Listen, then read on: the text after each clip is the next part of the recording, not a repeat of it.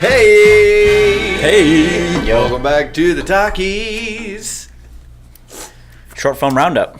You mean short film roundup? Oh, right. I forgot This to sing is it. the episode where we sing. This is the musical. Everything. Oh, sorry. This Because is the we musical. Because we covered three musicals this time. We did, yeah. All three were musicals. Yeah, all three of these films were musicals. That was really weird. If you submitted a film and it wasn't a musical and you're expecting it to be in this episode, don't worry. That was a joke. We have yet to have our first musical short. Yeah, that's true. Why are there no short musicals? Are they called music videos? I think that's what they're called. Maybe that is what it would be. Disclaimer. Challenge accepted. Disclaim us, Kenny. Disclaim us. The official disclaimer. Our stance is that we hold no responsibility for hurt held. feelings. Yes, we will be brutal in reviewing, critiquing, and tearing apart this film so that we can learn, so that you can learn. That's why we do this, and it's all in good fun. And every single mistake you could possibly ever make making a movie, we have made the same mistakes. We definitely have. We also suck. Or at least have in the past. We're talking about the art as a whole. I like to think we're a little better than suck at this point, but Certainly. Yeah. I mean, maybe. That's up to you to decide. But if you ever feel like we're laughing at you, we're also laughing at ourselves. Absolutely. And at you. And at you too. A little bit at you. Yeah, mostly at you. All right. So, we're covering 3 short films today, as we do on every short film roundup. D, what's first? First is Housebound. That's weird. I thought it was called Homebound. No, but it's called Housebound. Housebound. Directed by Harry Gilbank. All right. Roll that theater. Oh, wait, sorry. Click on yeah. the link first. Now roll that theater. Jumping the gun. Sorry. No. There's a link in the description. Click that, and then watch the whole film, then come back. Roll theater.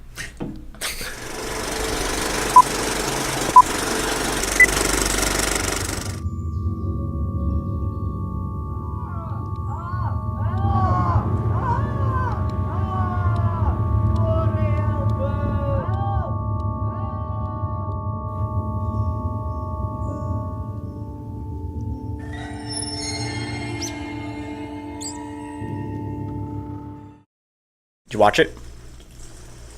I hope so. Hey, Kenny. Did you watch it? Oh, yeah. Did you watch it? It was good. All right, so our next film is... Okay, so this was... this is fun. This was buddies getting together and saying, hey, let's make a movie before the end of the day today. Yeah. And I'm really curious, actually, what they used to film on. It looked like there was an action camera mixed in there. Yeah. Like a GoPro or something. Crazy wide. Yeah, because they had they even had the sky exposed. Oh, yeah. I thought that was interesting. Yeah, I think it was a GoPro. Maybe not for all of it, but Do for some GoPros of have it. 15 stops of I dynamic don't know. Yeah, range? it looked too good to be a GoPro. Like it just looked like it was super wide and there was a lot of zooms. All right. And I loved it. Right. The zooms, Before the snap anyone zooms are discredits what we're saying, because here we are talking about it, looked too good to be a GoPro. Usually we say let's do all the praise first and then we'll do the bad. I think we should just say first now, this is a bad movie. And get that out of the way. You probably won't see it in theaters. Yeah, there's no sense in really hammering that on the head. We can just get that out of the way. Fine. This is obviously an amateur effort, a first film sort of thing. If not, I mean, it was buddies getting together and making a movie. Now that being said, the one thing that this had that so many films lack was that it was genuine. Oh, there's that word. We overuse that Genuinity. word, I know, because it's so crucial, especially in a short film. Especially. We all watched this film, and the first thing, even though it's obviously like weird and amateur and there's guys laughing in the middle of their takes. They're like bad, they're just bad actors. The first thing we all said was, that was really fun. Yeah. Like, that was a really fun movie. We laughed throughout, and it ended, and we were like, yeah, Yeah, I've made this movie. Right. yeah, exactly. It's just the fun. The fun that they had making the movie was apparent.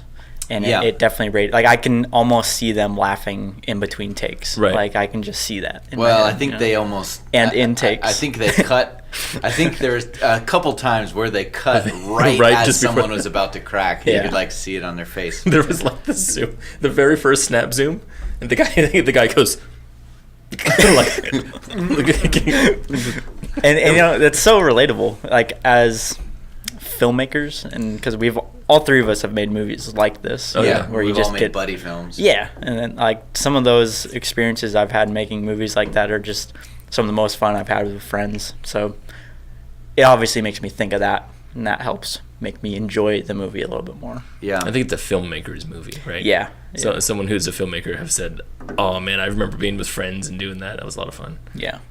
As for the film itself, I mean, it didn't take itself too seriously, so I think that's what we're picking up on. You know, it didn't. Even though there was that very heavy horror track in it, and like had like these slow.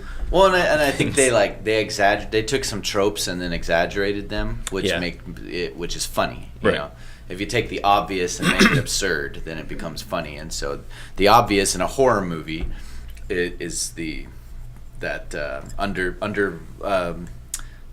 sort of low droning horror music that we have going.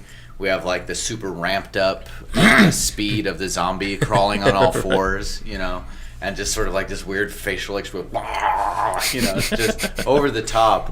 And I'm assuming they were going for that. If not, my apologies, but this was a fantastic comedy. I don't think it was meant to be very scary. Yeah, I hope not. Yeah. I mean, stuff like using ketchup as blood on the knife. You know, like that's like little things that I think that's kind of genius. Like that's just hilarious. It's just fun to look at. Yeah, it's like, well, why don't we just use ketchup? Like it'd be funny. Well, and even the guy's head had ketchup coming out of it also at the end. I actually liked the way they executed the headshot with the cricket bat. Yeah.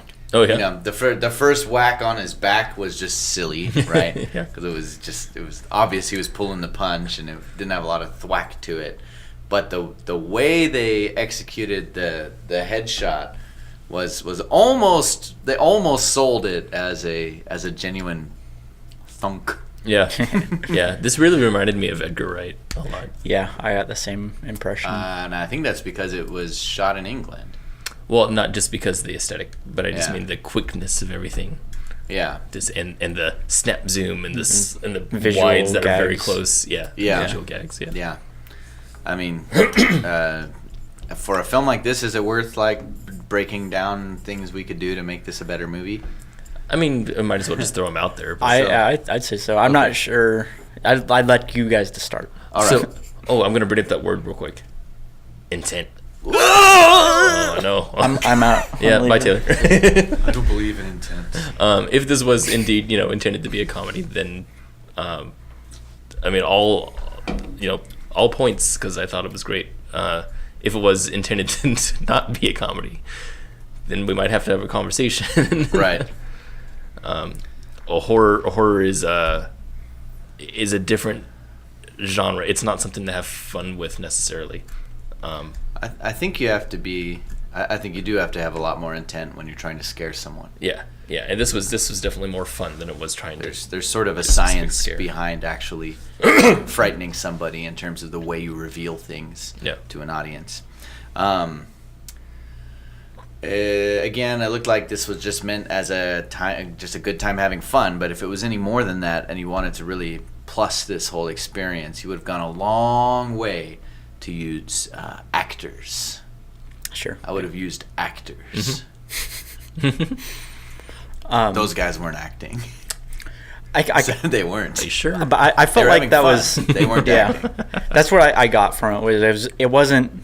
It was them making funny faces and like reactions to things that didn't fit the situation, and that's what I liked about it. Rather than and I don't think you can necessarily get that from an actor per se, unless like you have to be super good friends with this kind of person. Like we were saying, it's a friends movie, so kind of. And the absurdity of it makes you excuse what it's lacking. What exactly is it lacking? A story. A story. Because there's no so the story, guy's basically. walking. He sees someone banging on the window, saying, "Help! Help! Help!" The house is open. He runs in. There's a bloody knife. He goes up the stairs. He gets chased out. He whacks the guy with the bat, and then maybe he gets attacked at the end or something. There's no character development. There's no. It's just a thing that happens. Just a thing that happened. Yeah. Which we've talked about ad nauseum in the past. Just slice of life things that happen. Short films can be very, very good, but I think they can always be elevated by embracing more elements of storytelling. I think one of the things that you can also embrace is aesthetic. If you have a very heavy aesthetic in your movie, you can make it just kind of an expressionist piece. And this is kind of what it felt like. That it felt like an expressionist piece because it was so absurd. The wide angles, the multiple cuts, the snap zooms, those were all so fun. Did they do like a 12 frames sort of thing when he's running down the stairs? No, I felt what like they do there. I felt like they just sped up. It was just a tiny ramp. Unless it was just like what do you call it? A photo. What is it called? Stop motion. Yeah, stop motion. Unless it was stop motion, but just sped up. Kind of. Yeah, it looked funny. It did look funny. Well, is that about it for that one? Or? Yeah, I don't know what else to say really, other than keep making movies and having fun. And I mean, this person kind of, I feel like they know what they made. If you want to keep doing it, you'll only get better and better. So Yep. we all started with that movie. Yeah, absolutely. Pretty much everyone. Yeah, I used to make commercials like this. Oh, right. Yeah. like I'm not sure what you mean. I mean, I would charge clients to make commercials like this. Yeah, like with zombies in it. Yeah. Cool. That's actually a good idea. Snap zooms, action cams. Because that way you can get paid, but you can just make whatever you want. Business model. Yeah, no, I mean, like we'd make commercial parodies that were this income. fun. Gotcha. Passive income. Bitcoins. Bitcoin. Make money while you sleep. Be your own boss. By the way, Quit your job. if you have a short film that you'd like to submit to us, you can do that on our subreddit r/Carmeline Studios. We won't pay you for them. No. But what we will do is give you some really great feedback on the movie that will help you and all of us and other filmmakers around the world become better storytellers. Hopefully, with that in mind, let us go to our next film. What's next, D? We have opinions about this film. Yes. This film is called JA-9. Oh, watch it. Written and directed by Kevin Wu. Please watch it. Yeah, go check it out. It's pretty great. Come back.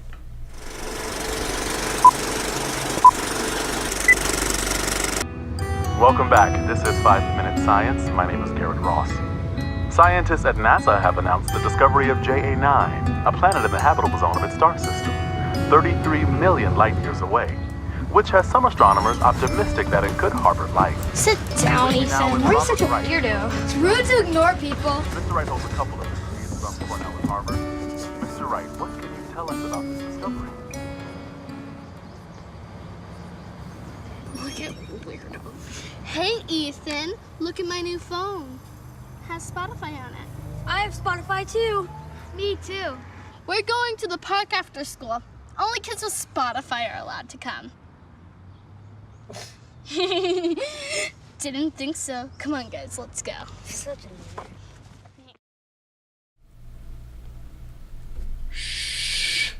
Oh, no, we're back. Sorry. We're back. Dude, you just made a huge mess. Yeah. Gosh. Well, that was it was the twist of that movie. So, my first question is how much did this movie cost? Yeah. High budget film. At Probably. least high budget look. We know that they used Red Scarlet X. It was Yeah. If you can keep track of all the red cameras, I'm not sure which one that is, but I'm sure it's fancy. And I'm sure it's expensive. I've used the Red Scarlet X. Oh, yeah? I did. Was It's a it- lot of fun to use, and it's Yeah. very expensive. The quality, the production quality in this film, huge, and it's really weird to have such a dissonance with its very poor story. Yeah. Yeah, I'm afraid I have to agree with you, D. As rare as that is. The film was beautiful. Yeah. It was a beautifully made film. and it had several very good performances. Even some small ones, like the realtor woman or whoever she was that came out of the house. The main character, the young boy. Main character was great. Good, yeah. Like, he that's was the better child actor that you're always looking for, Yeah. is a kid like that. I mean, he was a better actor than the dad. yeah, but the dad wasn't bad. He wasn't bad. I mean, the distractingly bad stuff was from the other kids, The which bullies. is really hard to avoid. Always. Yeah. Like, when you're working with kids is always challenging, and getting a really good performance from a kid is tough, which is why I recommend less dialogue. Always. Just less dialogue. Way less dialogue, yeah. In fact, I felt like the bullies had more dialogue than our main character did. Yeah. I think Yeah. so too. He was so much more believable because everything was subtle. Mhm. You know, these bullies were Small just like in lines. your face. We have Spotify on our phone. Yeah. You thought that was weird, didn't you? I had a major issue with that because I just couldn't even for half a second believe in any world is there a kid who is boasting about having Spotify. I wonder if it has to do with what year the movie was made. Maybe if Like, it, I mean, like, I remember when Spotify, came over to the United States. It wasn't too long ago. yeah. I don't know. I mean, I guess I just don't think like Snapchat. Yeah, I get that. Like, what, you're not on Snapchat? What's wrong with you? Right. That makes sense. But like, what, you don't have this music streaming services to listen to music? What's wrong with you? Is, I don't know. It's a really hard leap for me to weird make thing for like for a 10-year-old to 8-year-olds. say. Yeah, it's like, Yeah. what? I didn't Who have a listen to problem Radio with it too Disney. much. Yeah. I feel like if someone were to say, look, we got Netflix. Yeah. Yeah, well, and that pushing- I feel that like it'd be point the same aside, whether Yeah, that's even if just you're a completely right, we have a pet bigger, peeve. we We have a definitely much have bigger bigger, yeah. problems here. Yeah. thing. I am really when this movie ended, I kind of felt really frustrated, because it set up this idea that a boy had somehow magically, scientifically, in his imagination or reality, we never find out, but somehow connected to an interstellar being, right? And he becomes his friend. That's an interesting story. Yeah. Yeah. I want to see where that story goes. Yeah. But it didn't go anywhere. That story just ended. And then he made a friend on a bus, like that was the lesson he learned from his time communicating with the alien girl. As if he built up confidence or something. Yeah, but we never really saw that arc happen. If anything, at the very end, he was let down. Right? Yeah. I feel like that would discourage. He confidence. lost a friend. Well, essentially. he lost both Toby and Yeah. JA-9. And I was really not paying attention to the story the filmmaker was trying to tell me, because I was busy looking for more clues about who is the alien he's speaking to, and how is it, she was supposed to come meet him, Yeah. right? Yeah. And so what happened? Where is she? Why Why isn't she there? We're trying to figure something out. And- Yeah, I'm not even sure that there is much of a story here at all. Honestly, I really think it was supposed to be some sort of coming of age or some sort of character development that's just a short step up, like shorts are supposed to be.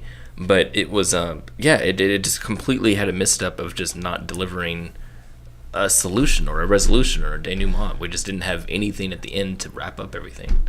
yeah. So, I mean, because at the end, what you felt like was he made a friend because he saw another person being bullied and didn't like it and decided to reach out and be a friend Right. to that person.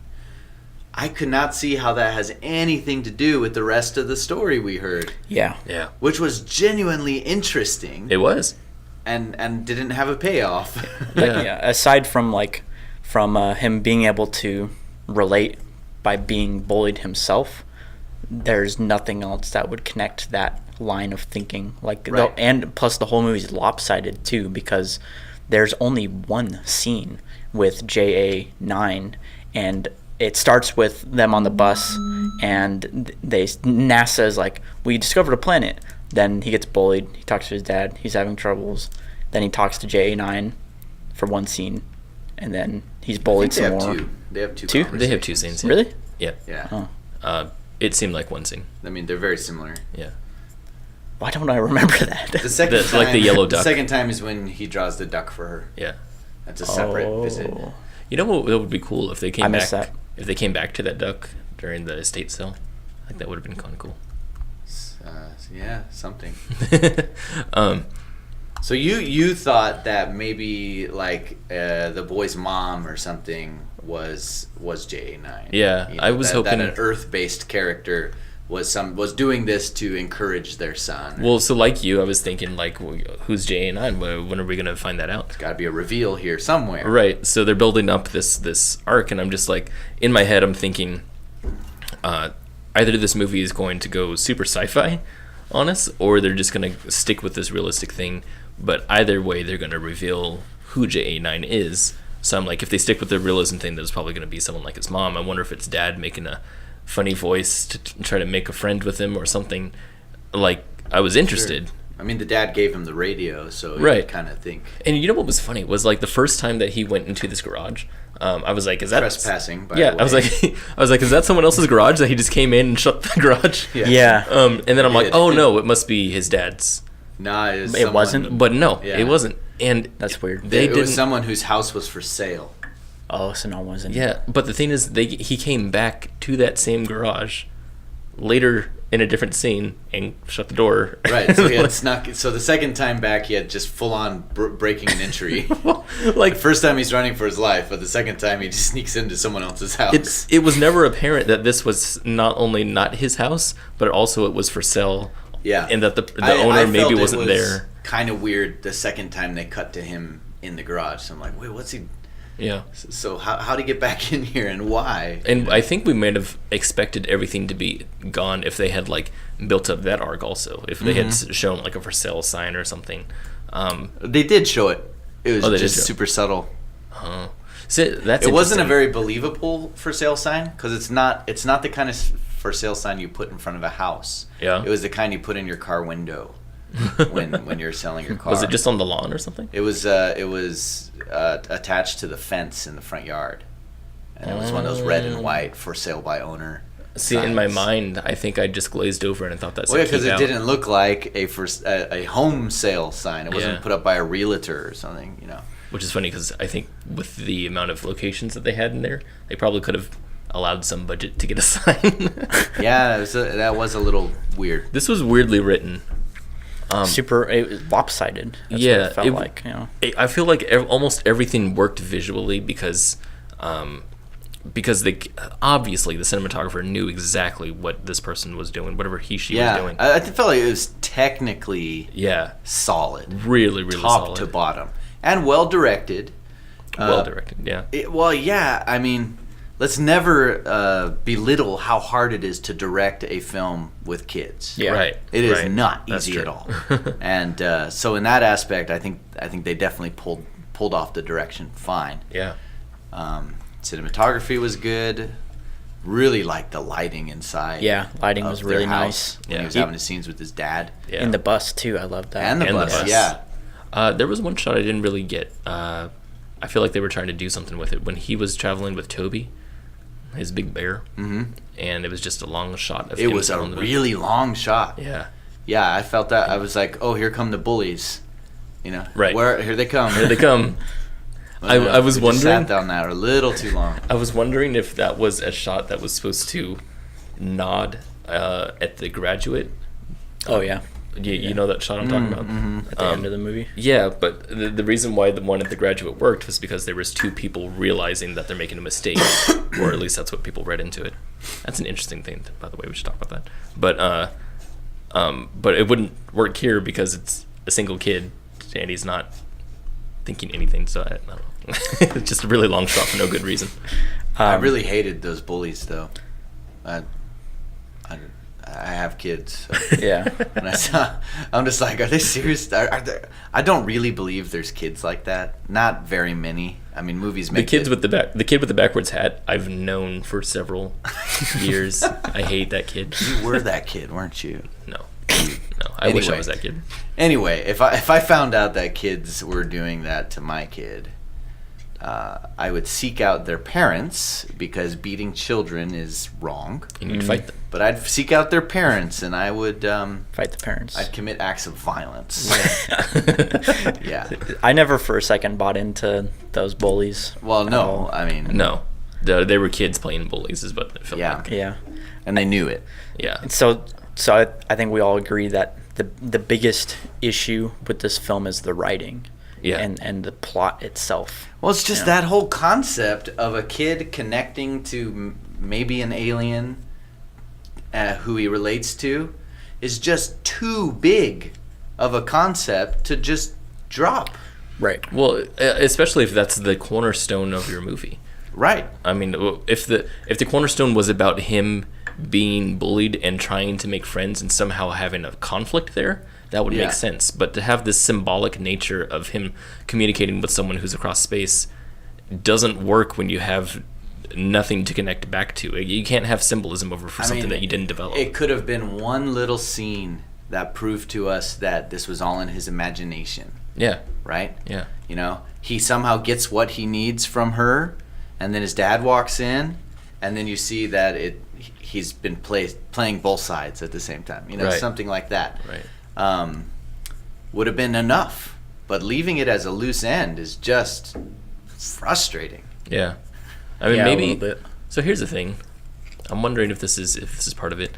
I was thinking while he was talking on the radio that JA-9 was real something. Something was real. I'm talking back to him, but it wasn't filtered.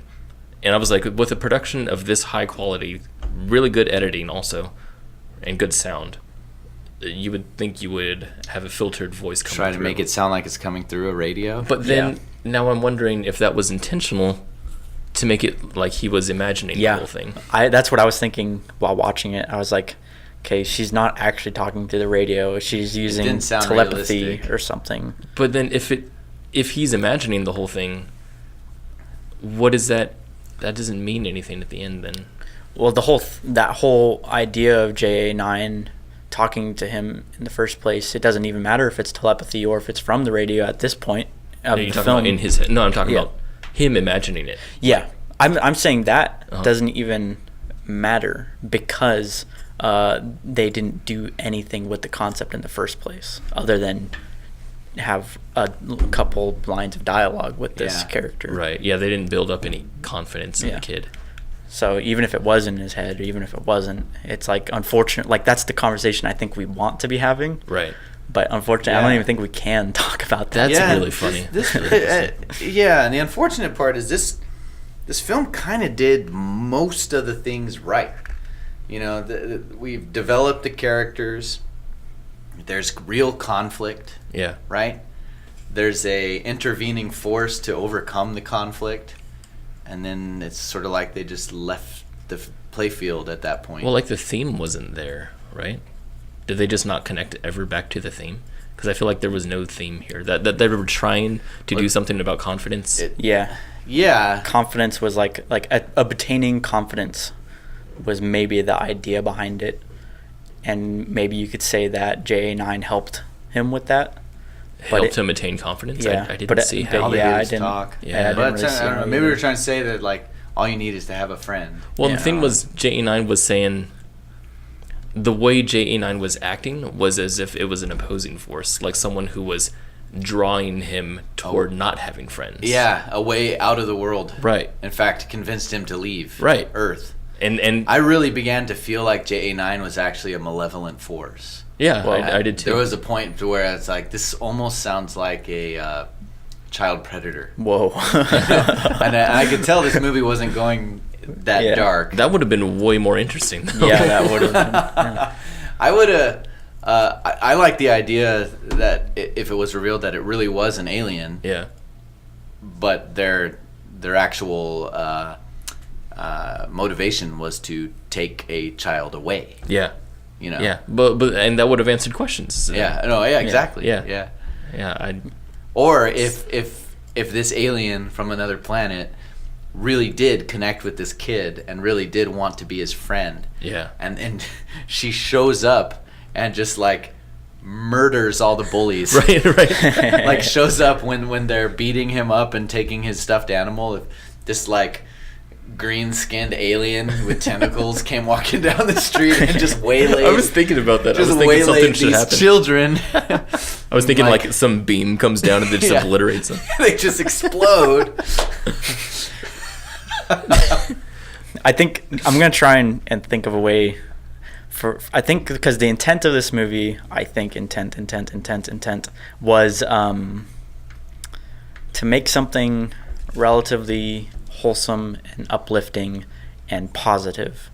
Again, the confidence thing. Right. Where I think Hallmark. Yeah, Hallmark movie. And I can really admire that. And what I think should have happened was it should have been this kid established that he's getting bullied, established that his dad is somewhat distant, encouraging, but maybe his dad doesn't know how to help exactly. And he discovers this radio and is talking to this person who becomes his first real friend. But we have that happen like early on, and we see them grow a relationship with each other over like the middle of the film or something. That would make sense. And actually develop that out into a feature of your film and have it be the idea of your film, and show your main character's growth into gaining confidence, social confidence, and being able to talk to others. The alien goes away after her job is done. Yeah, exactly. Like the kid finally found a friend, doesn't need to talk to JA-9 anymore. Yeah. And I think what you're getting at also is that what we needed was character development. Yeah. And we don't have that here. Yeah. Not enough. Well, almost none with the kid is what I'm saying. Like we don't. The only time we empathize with him is when we feel sorry, and when we talked about making movies about people rather than movies about their minds. Like there's a difference there, and just making a movie. This was a movie about a kid, and that we're pointing at him and saying, "Look at him." Yeah, that's it. Yeah. Anything else to say about JA-9? Instead of 9, it should have been Rule. Ja Rule. That'd been great. To be positive, I liked the. I love the idea. I love that idea, and I love space. I love space, and so anything that has to do with a kid somehow connecting to space is like the best thing ever. But and it looked good, and they actually had like a lot of budget, which is really cool. Or they just somehow borrowed. Yeah. And somehow got borrowed a bus. This doesn't have to be high budget. It could have been all bootlegged, if you knew the right people and all that stuff. Yeah. The bus and the characters and the perfect locations and multiple locations and yeah. Just depends who you know. I guess so. So I liked the seed of it. I just wish it was done a little bit more conclusively, I guess, or more thoroughly. I think is it. Yeah, more time written pre-viz. Yeah. Again, I could speak all day about all the things they did right. There's a lot of them. It's a beautifully shot film, but I think story ultimately makes you sink or swim. Why make it if it's not going to be right? And so what this needed was a genuine story arc with a beginning, middle, and end that were interconnected. Yeah. This felt like it had a beginning, middle, and end that were disjointed or came from different movies. Yeah. But quite an achievement nonetheless, at least especially on the technical aspects. Absolutely. Yeah. Cool. Okay, shall we move on to our third film? We shall. Next one. All right, our last film for today is Hope, written and directed by Eric Hansen. Link below. Check out Hope.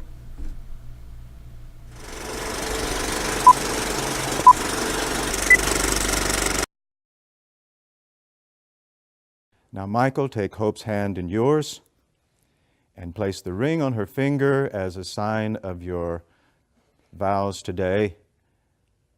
But on the it's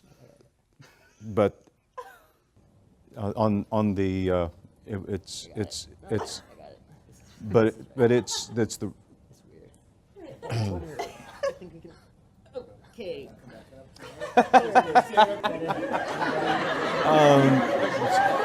Just Back. Welcome back. Sweet. Okay. Wasn't too long. It was only 2 minutes. 2 minutes. What? Hope was the one with the funeral and wedding. It was the wedding video. Right, that one. Okay. All right, you ready? Yeah. Okay, we're back. Welcome back. That was a quick 2 minutes. Yeah. That was 2 minutes. 2 minute long film. Yes. I felt like it was Felt shorter. 15 seconds. Yeah. Yeah, it was 2 minutes long. Interesting. I was really into the beginning, where I'm not sure if they were shooting at a higher frame rate, but it definitely felt like a family video. Like it felt like a home video, a real, genuine wedding video. Even the typography they used at the beginning, opening credits, looked like the cheesy typography that wedding videographers use. Right. With Yeah. the lens flare. Yeah. Over hope. Yeah. And I thought that was a very, just a well-made scene of him like putting the ring on the wrong finger and everyone laughing, and the minister just sort of being kind of awkward about it. That was all nice, and then it jarringly transferred to the funeral. And I think what we're going for is like a gut punch, like just going from happiness to sorrow, and you find out somehow the wife has died. It hasn't been very long. Looks by all appearances, it hasn't been a very long period of time. The groom, who's a Marine Corps, I believe, is holding a baby that appears to hand off to grandma. The wedding music continues throughout, which has a strange sort of dissonance to it. Celebration paired with Maybe, yeah. I don't know. I didn't feel like it was that good of a contrast. I don't think it was a good contrast. I didn't think it was either. I don't normally use dissonance as a good word. Musically, it didn't work. No, and I think- feel really bad because I'm assuming this is a personal film. It very well may be a personal story to the filmmaker. Yeah. And that being the case, film can be a great way to sort of exercise your own demons Absolutely. and process your grief Sure. and all that kind of stuff. Sure. And if that's the case for this particular film, I hope it did for you what you wanted it to do for you. Yeah. But as a film itself, that transition was so jarring that I'm almost embarrassed to say it, but the first thing that happened was we all laughed. Yeah. Yeah, it So did. that It was almost felt like a punchline. This to a is joke. what is so interesting about design, right? When we talked about film design, is if you're trying to get across a certain message to the audience, you need to make sure that you are on point with everything that is able to be translated well. You know, you don't want to be shaky about these kinds of things. And I mean getting everything down to like the acting. The acting has to be on par, you know, and all that. So that when you achieve this kind of gut punch, it is a gut punch, and it's not people going. You don't want that. Yeah. You know, I mean, The Room is one of those movies, right? Yeah.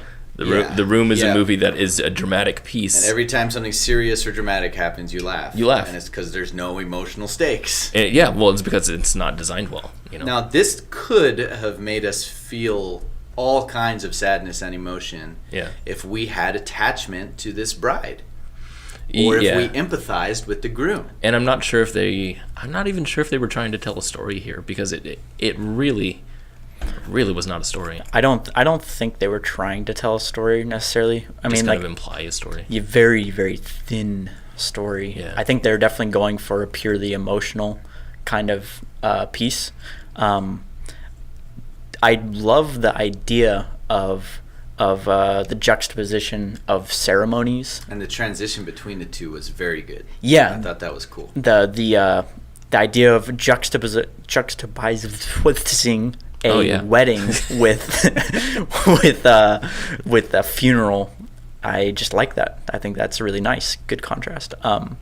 Where I think it was the acting mixed with the music and the look of the film is where it fell wrong. Yeah. The acting, the beginning didn't quite work for me. Like it felt very, very contrived and It did feel almost contrived. almost a little cringy, honestly. Yeah. So the pastor was saying what I thought were lines. I don't know. It didn't seem like improv.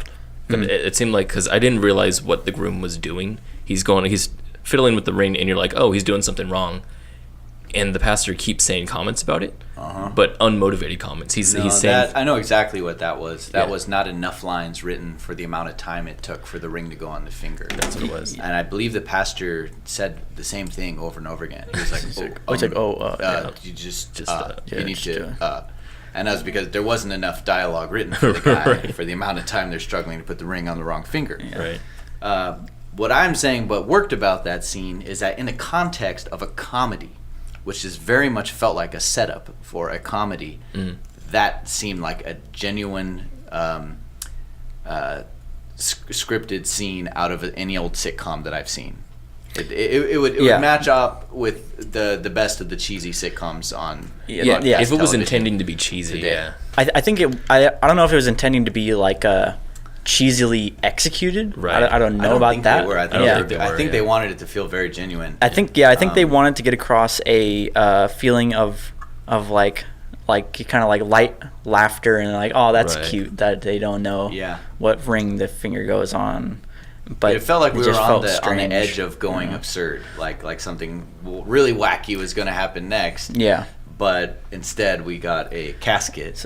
And then the movie ended. Yeah. That's exactly. And that's where we laughed. It was like, whoa. Because it was like, what the heck just happened?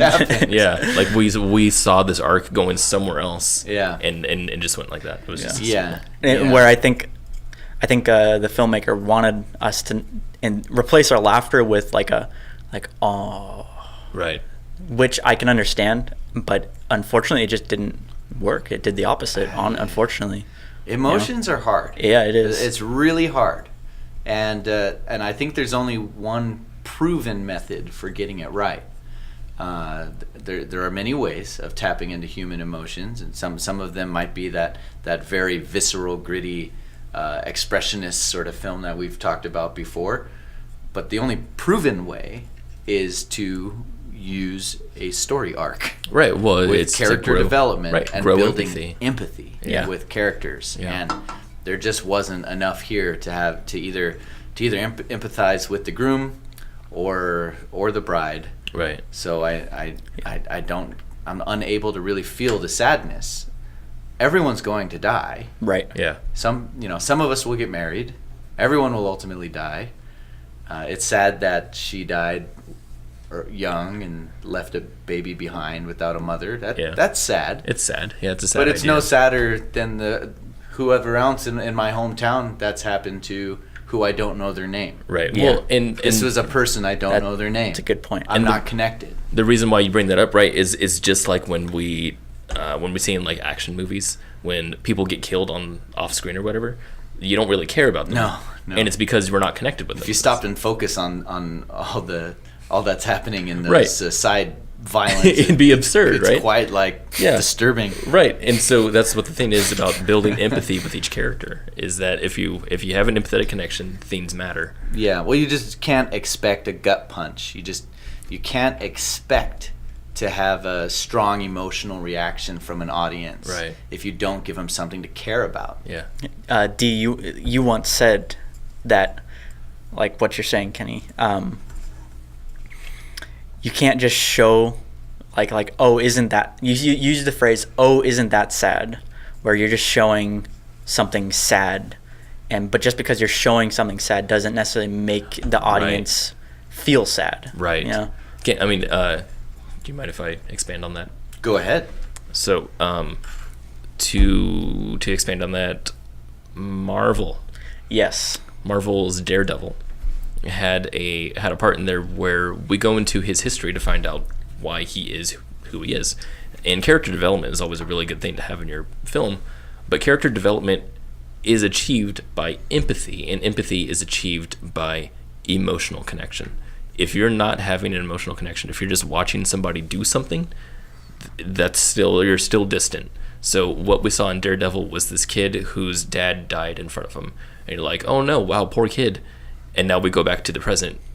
So what? Right. Just because that something sad happened and I feel bad for them does not mean that I'm now emotionally connected with them. Right. It doesn't mean I'm inside their head. So so it needs more than just pointing and just showing something. Yeah. To make another example, I'm currently working with someone who owns a nonprofit to help children in Africa.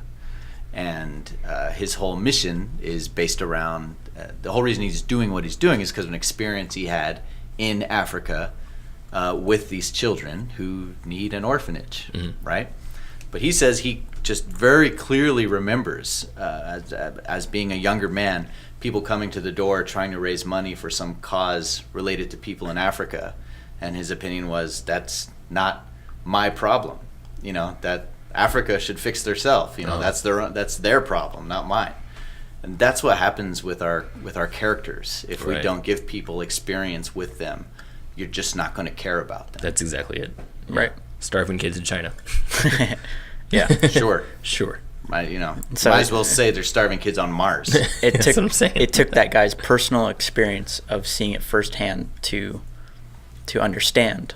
Right. So we have to go through that journey with a character, firsthand. Right. And not necessarily just be shown. Like, there it is. If you want that emotional punch. Yeah, exactly. Otherwise, it's just a juxtaposition, and that's it. And we watched a film about loss last episode or the one before. I'm trying to remember the title now, but Blink. It's called Blink. Oh yeah. So that one was half the length of this film and gave much more of an emotional punch than this one did. Yeah, it did. And it actually told a very little, almost slideshow style story of love gained, love lost, and a tragic conclusion. Right. In a way that was really, really expertly done. Yeah. So, I mean, you can do it. You can develop a character in just seconds, but you've got to give them a little more. Yeah. It's got to be a little more intimate, a little more personal. Do check out Blink. The reason why I think that one worked was because purpose was behind there. Is like we understand why this, because we're on a guy dying, and we understand why the guy died, and so like this connection of empathy isn't grown so much as it is just now in our head. That's it. Yeah. Anything else to say about Hope?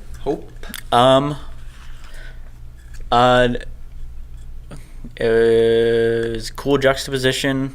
I don't know. I think we said everything we said. I don't want to repeat myself too much, I guess. Yeah. Rewatch what we said. Yeah. Yeah. Cool idea, and in many ways really well executed. Yeah, absolutely. Getting the locations and all that. I think getting a actors. story is what you're really lacking here. Actually, it's worth noting how cool the funeral, just sort of set dressing was. Yeah. Actually, really, that's sort of like the arrangement they had. Yeah. Very sort of symmetrical, with candles in the aisle. I've never seen a funeral with a movie being projected right above a casket like that. I don't know if that's a normal thing. I've seen one. Okay. Yeah. All right. Anyway, it looked very realistic. Yeah. All of the wedding and the. If anything's the star of this movie, it's that 2 seconds of transitioning between the two that I thought was really good. Yeah. From the movie being the movie to the movie being the slideshow at the funeral. Yeah. That was awesome. It's almost like that was the idea. Yeah. Like I had that idea and then sort of built a little short around it. Yeah. But It's really cool. I want to throw out an almost inconsequential point. Oh yes. Sweet. About just the cinematography in the very beginning was shot as if it was a movie. Yes. And then it went into like it was a home movie on the screen. I didn't feel like it was shot like it was a movie. I felt like it was a one camera shot, right? There was no. No, there was a close up and there was a wide. Yeah, there was a cutaway. Yeah. It's like they actually had two cameras rolling at the same time, is what it felt like. It didn't see the but first if they're one trying didn't to say sell, handheld or anything. They might have been trying to sell that it was a wedding videography company, which they could have multiple cameras. Okay, that makes more sense now. They could now. be fairly high quality too. So that would make more sense with the typography and everything in the beginning. That would make a lot more sense. That's what I kind of love that. Yeah.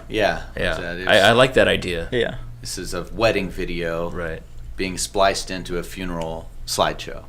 That is actually sad. If you're at your wife's funeral watching over her casket, you're watching your wedding with her. That's sad. could. Sure, it happens all the time. Yeah. What? I want to say the thing that I always say. That's you should turn it up. Turn it up to 11. More intense, faster, more intense. No. We need.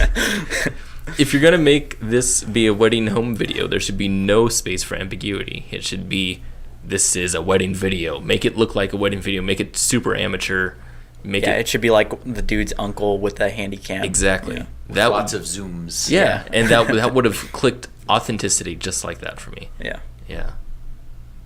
It also would have covered up some of the bad acting. So Yeah, there was something surreal about that wedding ring scene where it almost felt like this was going to be revealed to be a joke or something. Yeah. When everyone started laughing more and more, and the laugh track got a little too loud. Yeah. It kind of felt like this was going to turn into like a scene from Living in Oblivion. Yeah, it was like a David Lynch goes to movie all of a a sudden. dream.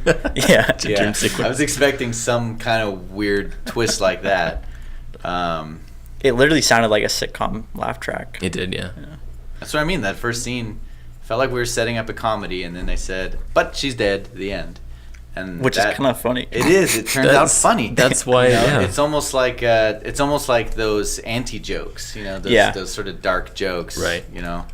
What's worse than having a worm in your apple? The Holocaust. Yeah. Right. Exactly. That's exactly what it is. Yeah. So either this film is a great anti-joke or an accidental. No, I think even at an anti-joke, it doesn't play well. No. I'm sorry. We were mean this episode. Yeah, I I know. know. Yeah. Doesn't feel good. No, Well, we did give a disclaimer, we did. and these people did submit their films I mean, for this purpose. We're always going to be honest about how we feel about films. Absolutely. Yeah. Absolutely. Yeah. You know, I think And I that's should important. also say that like any finished film is better than the millions of unfinished films that are Yeah. started every year. yeah, Yeah. you guys who have not finished your film, you suck. Yeah, those You people, guys yeah, suck. absolutely terrible. You know how many people go around calling themselves filmmakers that have no published work? Yeah. It's like me, because I'm a game designer. Yeah, like D, who's a game designer and has no games. What a loser. Loser. This guy Sad. sucks. It's okay, D. You'll finish your game someday. Not while we're running this show. when Carmen Line's retired, that's when I'll finally create the game. Yeah, you'll make a 2018 simple technology video game in 10 years from now. Yes. It'll be when retro throwback. Yes. Anyway, yes, to all of our filmmakers who we trash on our program, you guys are awesome. Yeah, You're all absolutely. awesome. Way better. Really. Literally any filmmaker is just instantly a friend of mine. Yeah. Yeah. Yeah. If they've finished a film. Yeah. And if they're a good person. If they haven't finished their films, then Then they're not friends. forget it. Yeah. Forget it. They say, I'm a filmmaker, let's be buddies. I'm like, what have you finished? Please tell me. It's really based I don't on what you care finished. how bad it is, but you better finished a movie or you are not a filmmaker. If you have finished a movie, please send Yeah. it to us. Yep, submit them at r/Carmeline Studios, and we We'll tear it just apart. might destroy you on our program. Yeah, so We should do our own. Feel free to sometime. destroy our work. Oh, absolutely. yeah. Absolutely. It'd be pretty easy to go hate Dude, on Stakeout sucks. Yeah. Yeah, you can go to Taylor's YouTube channel Oh, and check out jeez. his shorts. Jeez. They're awesome, man. I love your shorts. I love your pants too. And then Thanks. Your pants aren't as good as shorts. You can see a short documentary, like 20-minute documentary that Taylor and I made together called Estamos Aquí on Vimeo. You can see our first short film as a collaboration called The Stakeout on this channel. Yep. And feel free to rip us a new one. Absolutely. That's what we're here for. Yeah. We're all filmmakers helping filmmakers be better filmmakers. Ripping each other apart. Yes. We are a community of violent individuals. Tune in next time to see us criticize what? What was the next? The next movie? 3 films? No, the or next the talkies, yeah, they're Fr- doing. Friday The next talkies? talkies is we're covering Jurassic World. Monday talkies? No. No, that'll be... that will have already happened by the time this is Yeah. screened. Ooh. Mother? Bright. Bright? Mother. Mother or Bright. We're one going of to those cover two. Mother and Bright. Yeah. Anyway, so I'm going to cut this out. So. All right, thank you for tuning in once again, and until next time, I'm Kenny. I'm D. I'm Taylor. And we'll see you at the talkies. I got a battery. Battery. Yeah. Nice. Why is it always this?